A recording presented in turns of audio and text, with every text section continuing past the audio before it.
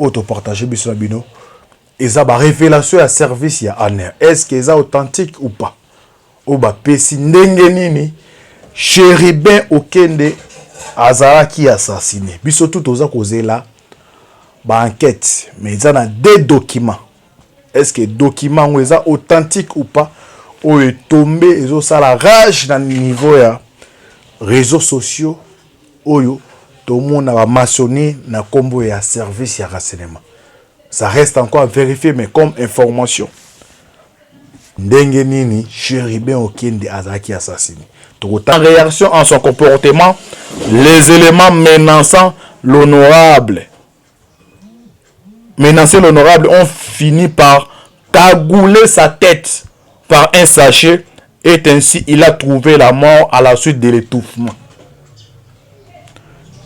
La nuit, cette opération sur l'ordre du colonel Kiki, commandant des opérations, son corps fut déplacé par le véhicule de Demiap pour rejoindre son propre véhicule garé à Kitambo vers les installations de l'église armée du Sali en face de Chanik Metal.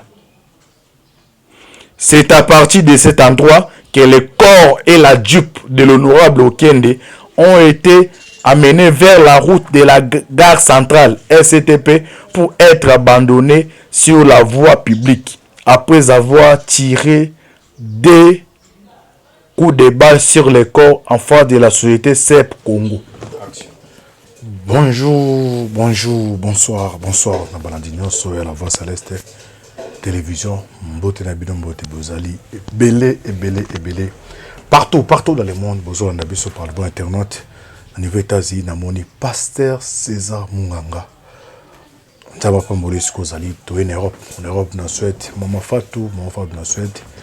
Siwa Mbanja, Belgique, bozana Asie, Océanie, en Afrique. Sans oublier en République démocratique du Congo. C'est toujours votre mes serviteurs Moïse Maokanchibal, le miso bolingaka. Tolo bate automesa na kopesa binoba. Actualité politique en temps réel boyeba toza wapi tozo kende wapi peto kosuka wapi amonda bosa ndapesi mbote na Eugène Jean Robin Zibu na Gaston Kasoka Songo Zambia zana bino. Merci de quoi c'est ma caméra John Maboke Bende de Alvi Berli signature Sisi Limboko la fitima de Bansiara de toba toujours lola les akofuta simatokoloba Zambia boye toko zoye lisusu wapi pour continuer ko prier ma casse pour la RDC pour prier pour na biso de toba toujours ba révélation boye ce qui nzambe te mboka ezalité bo s'abonner massivement pour nous kaba actualité politique en temps réel lelo autopartager biso na bino eza ba révélation ya service ya ANER. Est-ce que eza authentique ou pas? O ba pesi ndenge nini Chérubin Okende azalaki assassiné. Biso tout oza kozela ba enquête, mais eza na des documents. Est-ce que document ou eza authentique ou pas? O est tombé ezo sala rage na niveau ya réseaux sociaux oyo tout le monde a maçonné na combo ya service ya renseignement. Ça reste encore à vérifier, mais comme information. Baboya Kangote, il faut tout relayer, tout méga couper ça, l'explication. Est-ce qui est derrière ces fameux documents? Est-ce qu'ils ont pouvoir, pardon, c'est l'opposition ou bien ils allaient, agents ou travaillent dans le service contre les pouvoirs en place? Toyeba awa passe remaniement tout salema agi asika longwa ki to mona souvent aner zaki na bititi ano to mona ki wa dernièrement comment ki na bititi ya kozoba vidéo par exemple ya bisele là lelo oyo document ils ont circulé dans les réseaux sociaux. Ça reste encore à vérifier to éviter sur les documents authentiques ou pas. Ils ont relayé ils ont pris ces informations ndenge nini Chérubin Okende azaki assassiné. Tokotangela bino awa après tokende ko silisa na situation na Kigali so itenkozala. Sans plus tarder, il y a un document tokotanga onde ba komeli yango ils ont mentionné ANER. Est-ce que ça service à renseignement ou bien toujours système ya opposition elle Moïse Katumbi po to bi kuna mbongo ezali ebele to landawa to bandi kotanga boka document ngo peto to limbo la biso na bino. République démocratique du Congo, Agence nationale des renseignements, département de sécurité intérieure, note A 05/AG/ANR. Est-ce que ce document est authentique? Ça reste encore à vérifier. Nazoloba awa, nazoloba na linga ça na lopoto. Document oyo bandeko bolandaka émission biso za toloba te ezo tambola na réseaux sociaux. Na kati ya document ba mentionné ANR. Na kati ya document ba bikeno ANR apesa ki rapport ndenge nini circonstance ya assassinat ya Chéribe okende salemaki. Alors toza ko tanga ndenge document ezaleli to pesa bino vraie version to bato to confirmer ce qui document oyo eza authentique ou pas. Note nango yango. Note 0/A05/AG/ANR. Objet. Information sur l'assassinat de M. Chéribe Okende, député national et ancien ministre des Sports, des Transports, pardon. 1. Premier effet, selon document OE. Selon les informations récoltées auprès des enfants de la rue, appelés communément Chégué, en date du 12 juillet 2023, vers 16h, M. Okende était aperçu au parking derrière de la cour constitutionnelle, longeant vers Maïcha Park. Ceux-ci l'ont approché, seul dans son véhicule, et comme d'habitude, leur avait donné de l'argent après l'avoir loué et vanté comme ils l'ont fait habituellement. Donc ça dit ah bazoloba selon document le rapport au service année. Balobi le 12 juillet 2023 vers 16h. Bamoni Chéribe Okende na Jeep nae azaki na parking ya quand ya cour constitutionnelle. Ba enfant de la rideau ba shegi ba ye wana bandi ko nde ba beta matolo nde ba sala toujours nde ah selon ANR o tozo répéter est-ce que ça authentique ou pas, ça reste encore à vérifier. Bachege ba komi kokumisa nde ba komisaka azui la raseni na pesi bango selon témoignage ya ANR oyo ba bazolo ba awa o ba pesi o eza na kati ya document o ba komi kokumisa e nde ba kumisa kaka azui mbongo apesi bango bachege ba témoignage selon ANR oyo. Mais les informations officielles oyo biso tout enquête officielle biso toza kozela non nous ebimité. Mais comme ils ont fait partie de l'actualité, bandeko musu baza ti batindi musu baza ko benga baeba document tozo mona o nazo répéter awa nanu eza non to confirmer que ça document authentique ya service ya ANR. Mais tout le monde va mentionner ANR. Ce qui est authentique to eba pour l'instant tozo pesa ngo toujours au conditionnel. Donc ça dit ba monier na parking. Baeba komisine ba pechon ba komisa kazumbo nga pesi bango ba ticket na parking ya cour constitutionnelle. Deuxième effet, observation. Après le départ des enfants de la rue, restant seul dans sa Jeep, garé au parking, un véhicule de couleur blanche du type Land Cruiser non immatriculé transportant 6 éléments en tenue militaire, communément porté par le corps de sécurité de l'unité de MIAP. Des MIAP de service à renseignement militaire. Des MIAP ont débarqué sur le lieu et ont commencé à menacer l'honorable Okende. Resté seul dans sa Jeep et 2 éléments sont entrés dans la Jeep et lui forçant de démarrer sa Jeep. Alors, deuxième effet. Le premier effet, c'est un document où on va mentionner ANR. Toujours qu'on est Kolobanan, ils ont confirmé que c'est un document authentique. Monaki, premier effet, ils ont vu les véhicules, il y a Chéribin, et comme il y a parking, il y a cours. Ba shake, ba pecho ba beta ramatolo ba yi, ba tolé. Donc c'est dit, bon pas on ba sala toujours. Azumbongo wasani ni apesi bango. E ba longwe minute munke ba moni jeep ba zo ba awa jeep. Land Cruiser ya pembe, ba moni 6 éléments bazai na kati. De ba poussa ba ko menacer. Ni ne s'est passé awa tozo pesa na pesta numéro nango do c'est l'homme de bakomi note A05 bar AG bar année si s'avérait d'être ba toujours document ou année on entend eza vrai nani apesi yango pour dans na livron et c'est ça trahison mo salé mi eza toujours montage ou ba monter pour na ko salir toujours il mange il y a service il y a année mais comme biso notre boulot eza ya kopesa bientôt relayer information ndenge ezali tozo partager biso mais tozo analyser donc deuxième effet après le départ des enfants de Larry restant seul dans sa Jeep garée au parking un véhicule de couleur blanche du type Land Cruiser non immatriculé transportant 6 éléments en tenue militaire communément porté par les corps de sécurité de l'unité des MIAP ont débarqué sur le lieu et ont commencé à menacer l'honorable Okende. Resté seul dans sa Jeep et deux éléments sont entrés dans la Jeep et lui forcé de démarrer sa Jeep. Dans le mouvement fait, le véhicule avait pris la direction cheminant vers l'avenue de la Gombe et s'est arrêté au croisement de ces deux avenues devant la maison de France. Ainsi, honorable Okende fit descendre des forces de sa Jeep et embarqua dans le véhicule Land Cruiser pour amener au bureau de DEMIAP à Kitambo. Donc, vous comprendre l'effet. Donc, premier effet, c'est au tollé. Deuxième effet, selon document Oyo, ça reste encore à vérifier. Jeep et Pembe Land Cruiser, selon information, DEMIAP, quitter 6 éléments.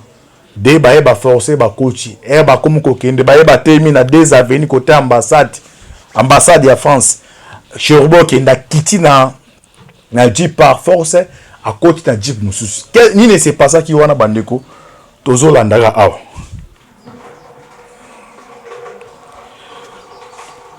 dans le mouvement fait le véhicule avait pris la direction cheminant vers l'avenue de la Gombe et s'est arrêté au croisement de ces deux avenues devant la maison de France. Ainsi, honorable Okende fit descendre des forces de sa Jeep et a embarqué dans le véhicule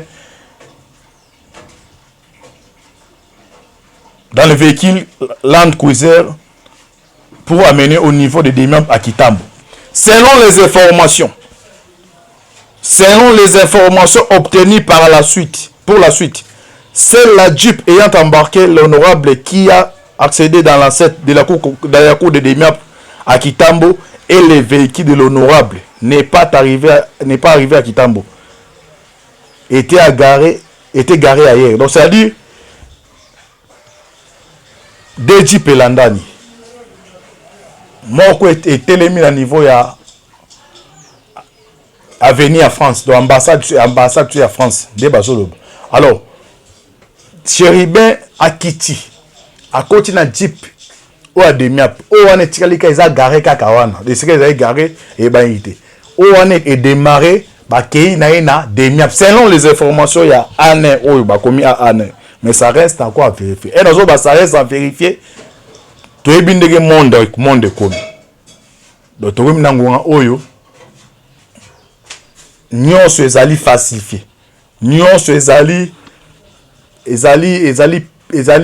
comment dirais-je donc à travers cyber-attaque commis à réseaux sociaux mutarozo apenda lettre à John a pu cacher mais toujours peut ces informations conditionnelles je te prends à répéter sous les lots parce que c'est les jeunes Afrique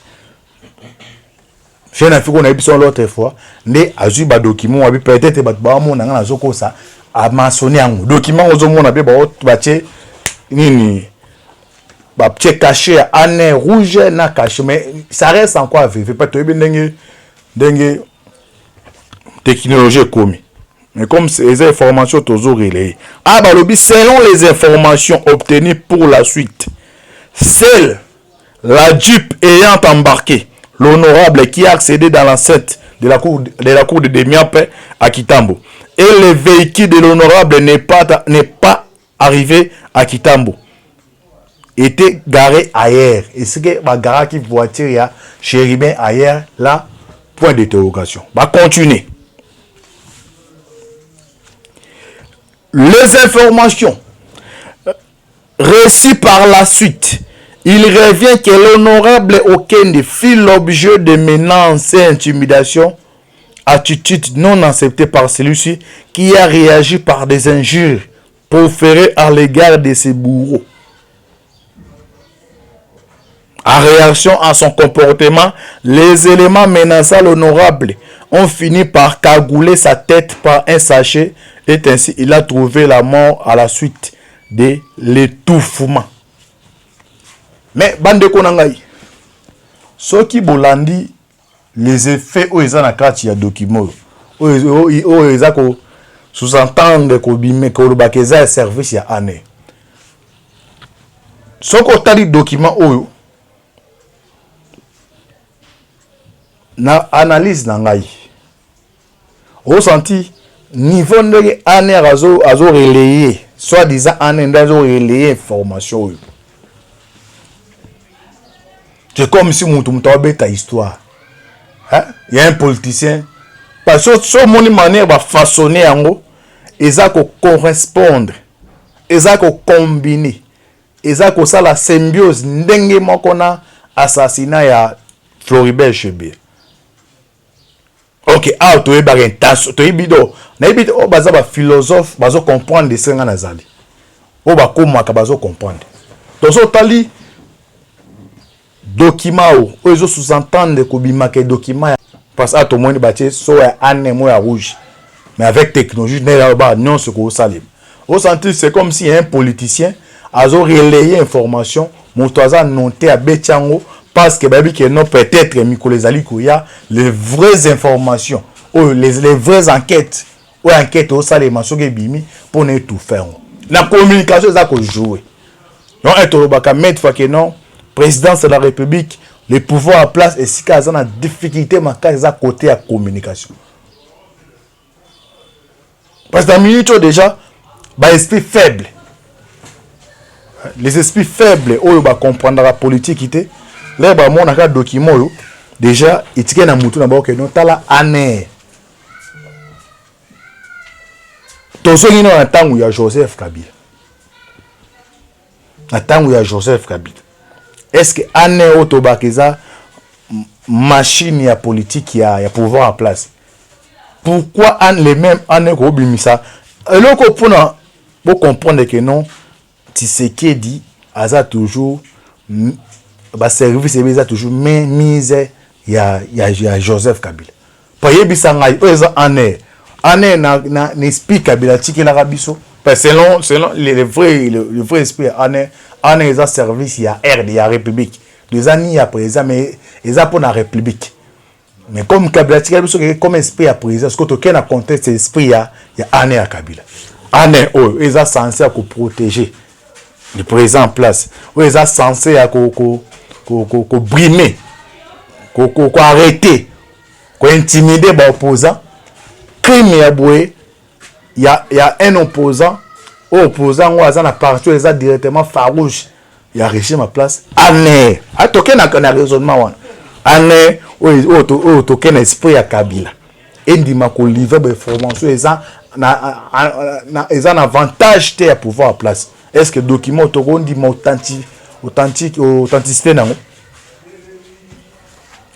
réseau landangai token esprit yana aner ya Joseph Kabila parce que ah sotali information à moins que Saint-Esprit continue à bajam sur un service à renseignement mais si vous vous souvenez bien l'esprit et la lettre ya aner ou abimi c'est ba information vous comprenez que non et donc et là comment ko ezawana il y a une même mise là. On a 5 ans à bande ko nanga surtout boza ba diaspora. Ce qui est là qui bimi na réseaux sociaux avant ko relayer avant ko partager, il faut la peine ko tali na le potob. Au coltiper na carte esprit yango o comprendre que o eza doki. Si ba auto sala ngo pa ya ba sala ngo nani ndeko na biso présage ya c'est ça Krissa Bosembe. Coup d'état d'abebe tamba misi document mo bala que non Krissa Bosembe interdit na ba plateau à télévision na ba nini na ba chaîne na ba débat politique ba lobe makambo ya nini OK ça biloko moko lokuta mais comme ba spécialiste bazawana ou ba passer 48 heures pour na ça document moko oyo ke na wa bwaka embrier bato et on ensenga na yo congolais oza kolanda ngai il faut bozala maele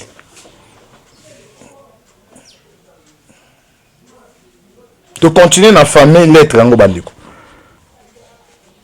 va continuer.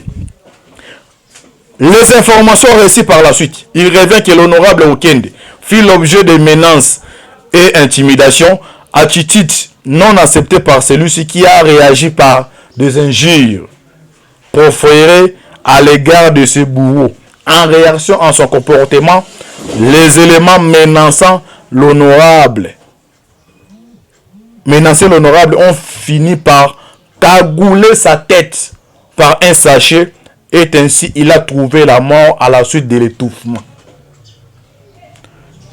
La nuit, cette opération sur l'ordre du colonel Kiki, commandant des opérations, son corps fut déplacé par le véhicule de Demiap pour rejoindre son propre véhicule garé à Kitambo vers les installations de l'église armée du Sali en face de Chanik Metal.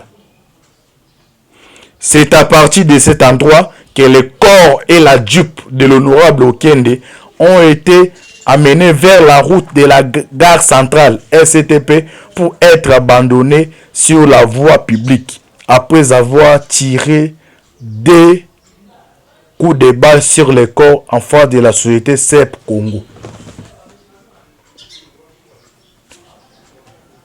Na bande du koto bandeko.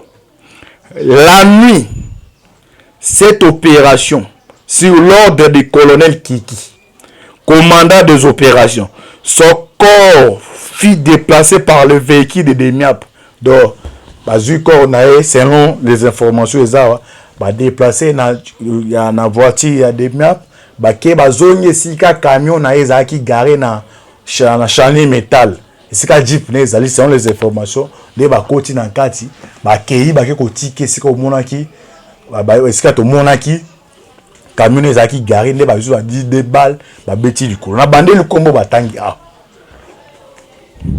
La nuit de cette opération sur l'ordre du colonel Kiki, commandant des opérations, son corps fut déplacé par le véhicule de Miape pour rejoindre son propre véhicule garé à Kitambo vers les installations de l'église armée de Sali en face de Chani Metal.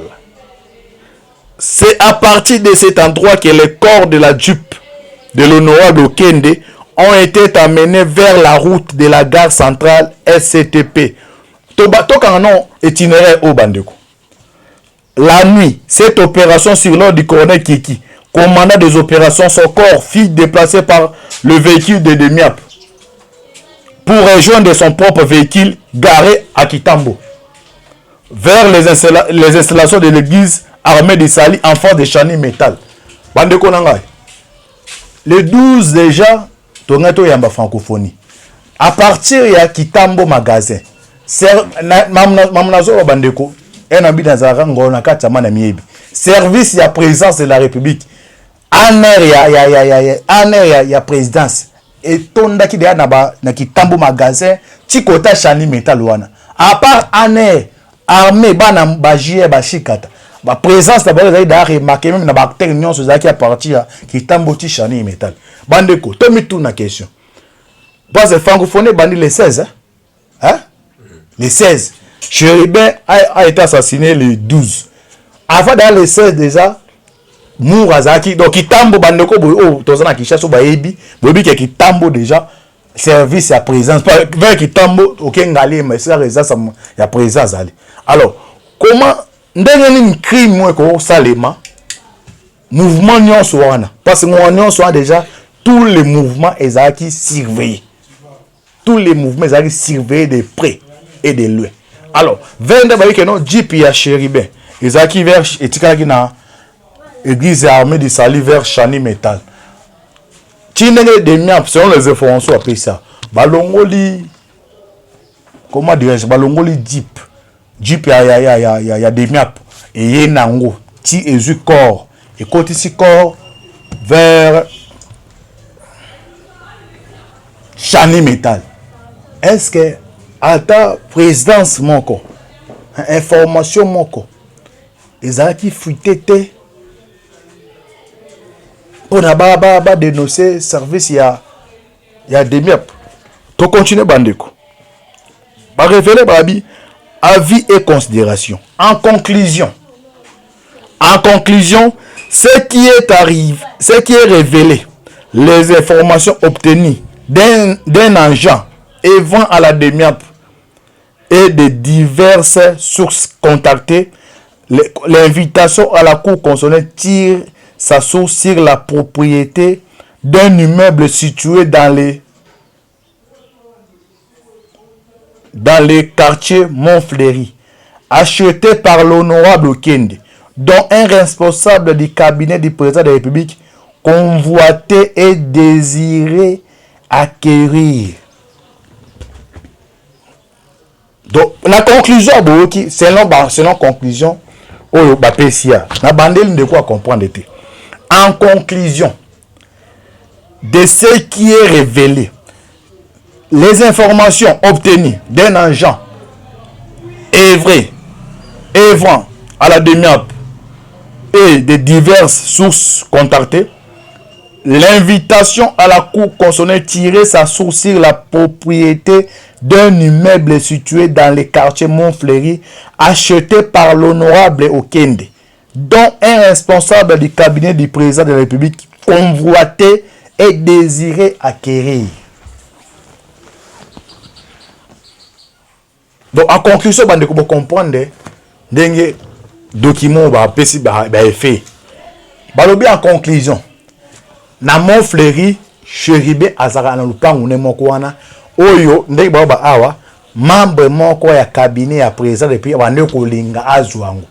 Est-ce que si savait que zali bon Chéribé azate moto wa uba ebanate. Peut-être bato ba ebanate uba moto ebanate de bo comprendre. Chéribé aza ex-ministre ya transport et puis porte-parole et ensemble où ils allaient partir farouche opposition ya président de la République. Alors un conseiller à président, on suppose ndenge ba relé conseiller à président azaki ko envisager ko zwali appartement et comme matina makambo ya koboma boy.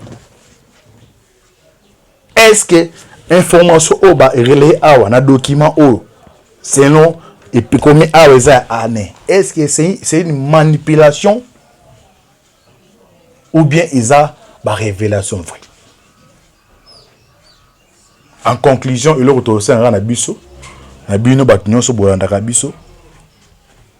les enquêtes sont en cours.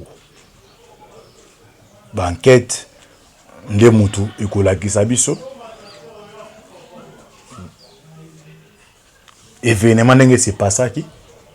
Parce que dans le poto baloba, la biso ba vérité. Et il y a qu'un escalier, le côté il y a qu'un ascenseur. Mon ascenseur est mataka dans quelques secondes pour émati. Mais aboki ba révélation yo. Donc pour ça la briefing. Na première effet boki ndenge lobia. Chéribé azaki na installation à cour. Bashegi o batolaka bat na ville baye honorable de batolaka selon information batolé e basilisi bakei bamoni Jeep ya Land Cruiser ya pembe et ezaki na 6 personnes de bakiti ba poussani pembe nesika Chéribé azaki baebisi a démarrer voiture bakende pam moi dispute a démarrer bakei kokenda basali cortège les bakomi na pembe ni ya venir soki ya France nde Jeep ya Chéribé et tikali bake na oya Jeep ya DEMIAP les bakomi na DEMIAP bakomi kosala ba échange ti butu ya nuit ndenge ils ont relayé les informations ti ndenge babomaki ko boma wana oki na conclusion selon conclusion oyo document o ebimisi Chéribé azaki na ndako azaso na ndako na Montfleury soki y a un conseiller président anu ko envisager na ndako ngo siko to mituna en attendant tous les vraies informations les vraies enquêtes mais nazaki censé ko expliquer na tangi ndenge izaleli pa mokolo ba antibali fo tanga na tangi siko to na côté esprit ya document o puis na me ko analyser bino si ça na ezo ko engager ngai. Pour l'instant, dans le document, il y a authenticité, non, il y a confirmé, mais selon le document, on a moneli et utina maboka ba politicien, donc un politicien à l'ambiance penda, à l'ambiance son idéologie ne ba no concret. Nda batango avant les vraies informations. On te dit sabino bandeko bolanda biso partout dans le monde, au boza ba abonné na biso avant bo banda ko relayer information bozilaka. Bantibala lobité. Bakoko balobi te balobi nini yango toyaki awa pour na topesa son de cloche oyo tozalaki nango Nzambe apambola bino bo continuer ko prier bo prier pour na RDC bo prier makasi pour na biso nde toloba toujours mboka oyo soki Nzambe te mais mboka ezali te on a écrit pour na partager mokio nazaki nango biso na bino Nzambe apambola bino Nzambe apambola RDC omoni ta même ya okota makambo ya Rwanda ezalaki te tokutani mbala sima affaire à suivre. Ciao. Tenu d'un agent évenant à la demi-app et de diverses sources contactées, l'invitation à la cour constitutionnelle tire sa source sur la propriété d'un immeuble situé dans les quartiers Montfleury, acheté par l'honorable Okende, dont un responsable du cabinet du président de la République convoité et désiré acquérir. Donc, la conclusion, selon conclusion, la bandelle de quoi comprendre. En conclusion, de ce qui est révélé, les informations obtenues d'un agent œuvrant à la demi-app et de diverses sources contactées, l'invitation à la cour constitutionnelle tirait sa source sur la propriété d'un immeuble situé dans le quartier Montfleury, acheté par l'honorable Okende, dont un responsable du cabinet du président de la République convoité et désiré acquérir. Donc, en conclusion, vous comprenez, dengue document fait. Balobi en conclusion, na Montfleury, Chéribé azara na lupangu ne moko wana oyo ndenge ba awa membre moko ya cabinet ya président depuis bande ko linga azwango. Est-ce que si savait que ezali bon Chéribé azate moto wa uba ebanate peut-être bato ba ebanto ba moto ebante de bo comprendre Chéribé aza ex-ministre ya transport et puis porte-parole et ensemble où ils allaient partir farouche opposition il y a président de la République. Alors un conseiller à président on suppose conseiller à président azaki ko envisager ko zwali appartement et comme matina makambo ya koboma boy.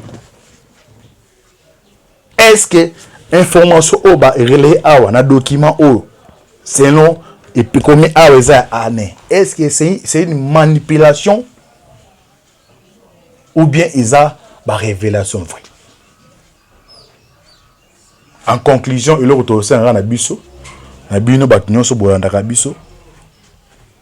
les enquêtes sont en cours. L'enquête de Moutou et Kolakisabiso. Événement c'est pas ça qui. Parce que dans le poto baloba, la vérité. Et il y a qu'un escalier, le côté il y a qu'un ascenseur. Mon ascenseur il m'a dans quelques secondes pour émettre. Mais abo qui ba révélation yo,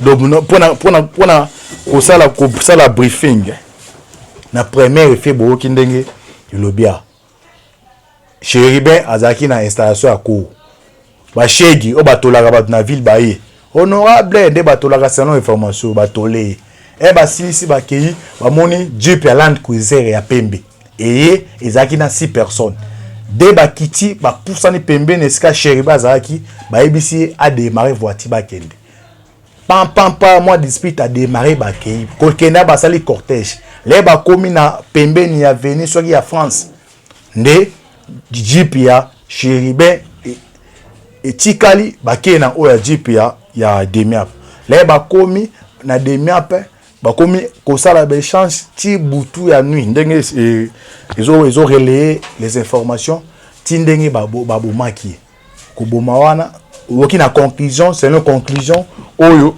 document o ebimisi Chéribin azaki na ndako azaso na ndako na Montfleury soki y a un conseiller président anu ko envisager na ndako ngo siko to mituna en attendant tous les vraies informations les vraies enquêtes mais nazaki censé ko expliquer na tangi ndenge izaleli pa mokolo ba antibali fa otanga na tangi siko to na côté esprit ya document o puis na me ko analyser les bino si ça na ezo ko engager ngai pour l'instant na bi document eza authentique te do non eza confirmé te mais selon document na moneli et utina maboka ba politicien donc un politicien alambi yango penda alambi son idéologie ne bando conclure nda batango avant les vraies informations on te bisa bino bando ko bolanda biso partout dans le monde o boza ba abonné na biso avant bo banda ko relayer information bozilaka bantibala lobité bakoko balobité balobi nini yango toyaki awa pour na topesa son de cloche oyo tozalaki nango Nzambe apambola bino bo continuer ko prier bo prier pour na RDC bo prier makasi pour na biso nde toloba toujours mboka oyo soki Nzambe te mais mboka ezali te on a écrit pour na partager mokio nazaki nango biso na bino Nzambe apambola bino Nzambe apambola RDC omoni ta même ya okota makambo ya Rwanda ezalaki te tokutani mbala nsima affaire à suivre ciao.